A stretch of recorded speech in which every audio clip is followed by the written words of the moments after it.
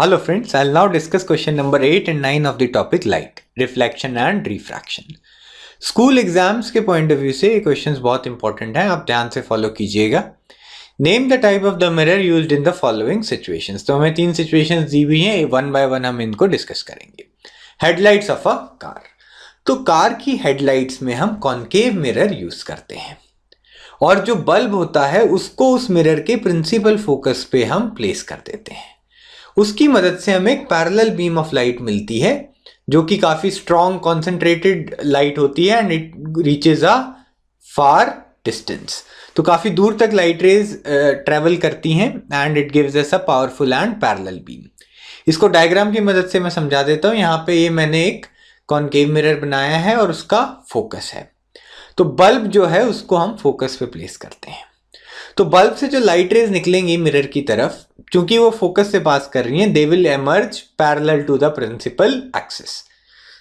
तो जो हेडलाइट्स का एक्सिस है, लाइट रेज उसके पैरेलल डायरेक्शन में निकलेंगी and they will reach infinity. तो काफी दूर तक ये लाइट रेज जाती हैं और इसकी वजह से हमें रोड पे काफी दूर तक चीजें साफ दिखाई देती हैं. So this is the first part. Now will move on to the second part, side slash rear view mirror of a vehicle.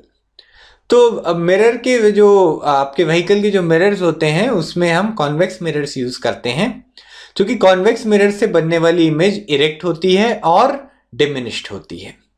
तो इसकी वजह से हम आपका जो छोटा सा मिरर है उसके अंदर प्रॉपरली पीछे से आने वाले व्हीकल्स की ढेर सारी इमेजेस देख सकते हैं. ठीक है, इरेक्ट इमेज होनी चाहिए तभी आपको सीधा व्हीकल दिखाई देगा and you will understand how it is moving. और साइमल्टेनियसली इसकी इमेज थोड़ी डिमिनिश्ड होती है जिसकी वजह से छोटे से मिरर में बहुत सारी इमेजेस पे आप फोकस कर सकते हैं. तो ये जनरल डायग्राम मैंने बनाया है कॉन्वेक्स मिरर का, जहां पे ऑब्जेक्ट अगर किसी भी फाइनाइट डिस्टेंस पे हो तो उसकी इमेज जो है वो P और F के बीच में बनती है and the image is virtual, erect and diminished. तो अब थर्ड पार्ट पे मूव ऑन करते हैं, सोलर फर्नेस. सोलर फर्नेस में भी कॉनकेव मिरर यूज होता है ताकि सनलाइट को हम एक गिवन पॉइंट पे कंसंट्रेट कर सके.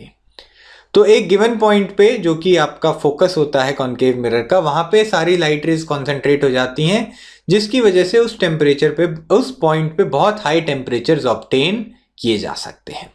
तो ये डायग्राम से मैं आपको समझा देता हूं. ये आपका कॉनकेव मिरर है. सन जो है it is very far away, तो उसको हम इंफिनिटी पे कंसिडर कर सकते हैं जहां से पैरेलल लाइट रेज आएंगी. तो ये जो है फोकस ड्रॉ किया है मैंने कॉनकेव मिरर का, और जिस सामान को हमें हीट करना है फर्नेस के अंदर उसको हम फोकस पे प्लेस करते हैं. तो सन से जो लाइट रेज आएंगी, these are parallel to the axis, they will pass through the focus. तो जितनी भी रेज सन से आएंगी they will all get concentrated at a single point और इस पॉइंट पे बहुत हाई टेम्परेचर्स क्रिएट हो जाएंगे. तो यहाँ पे हमने क्वेश्चन नंबर 8 डिस्कस कर लिया है. Now I will move on to question number 9. Question number 9 में क्या दिया है, one half of a convex lens is covered with a black paper. तो कॉन्वेक्स लेंस के आधे पार्ट को मैंने ब्लैक पेपर से कवर कर लिया है. Will this lens produce a complete image of the object? Verify your answer experimentally and explain those observations. तो अगर हम लेंस को आधे पार्ट को कवर कर देते हैं तो भी इमेज जो है वो पूरी बनेगी.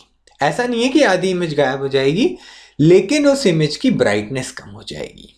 क्योंकि आधी लेंस के ऊपर हमने ब्लैक पेपर लगा दिया है तो 50% ऑफ द लाइट रेज जो है वो ब्लॉक हो गई हैं. तो सिर्फ जो इमेज बनेगी वो आधी ब्राइटनेस के साथ आपको दिखाई देगी. तो ये जो एक्सपेरिमेंट है इसको मैं एक रे डायग्राम के थ्रू आपको शो कर देता हूं. ये एक्सिस है, उसके ऊपर हमने एक कॉन्वेक्स लेंस रखी हुई है. इसके इंपॉर्टेंट पॉइंट्स ड्रॉ कर लेते हैं. ऑप्टिकल सेंटर F1 F2 और उनका डबल 2F1 और 2F2 रिस्पेक्टिवली. यहाँ पे ऑब्जेक्ट को रखते हैं लेंस के सामने और उसमें से रेज को ड्रॉ करते हैं. तो यहाँ से एक रे मैंने ले ली है पैरेलल टू द एक्सिस जो कि F2 से पास करेगी. एक रे ले लेता हूँ ऑप्टिकल सेंटर के through which will pass undeviated, वो सीधा सीधा मूव कर जाती है. उसके अलावा और 2 रेज ले लेते हैं. एक रे F1 से ले लेते हैं which will pass through F2. आप देख रहे हैं ये सब रेज एक पॉइंट पे जाके मीट कर रही हैं. ये रेज निकल रही हैं A पॉइंट पे और जहां पे मीट करेंगी वो A' हो जाएगा पोजीशन ऑफ द इमेज. एक और रे भी बना लेते हैं. आप नोट करेंगे कि जितनी भी रेज आप लेंगे दे will all pass through this point which is the image. तो ये हमने ओरिजिनल सिचुएशन बनाई है जहां पर लेंस अपनी फुल फ्री स्टेट में अवेलेबल है। अब मैंने क्या करना है, I will cover half of this lens with black paper. तो ये ऑब्जेक्ट की इमेज मैंने यहाँ पे ड्रॉ की है which is real and inverted, और मैंने लेंस को ब्लॉक कर दिया है, यहाँ पे ब्लैक पेपर से उसको कवर कर दिया है। तो जितने पार्ट से मैंने कवरिंग की है उस पार्ट से लाइट रेज पास नहीं हो पाएंगी। तो आप देख सकते हैं ऊपर वाली जो ओरिजिनल 2 रेज मैंने बनाई थी दे आर ब्लॉक्ड। वो इंसिडेंट रेज आ तो रही हैं लेकिन रिफ्रैक्ट होने के बाद they can not be seen on the other side, वो रिफ्रैक्ट नहीं हो पाई। लेकिन जो नीचे वाले हाफ से रेज पास कर रही थी वो अभी भी पास कर रही हैं and they are still meeting at the same points.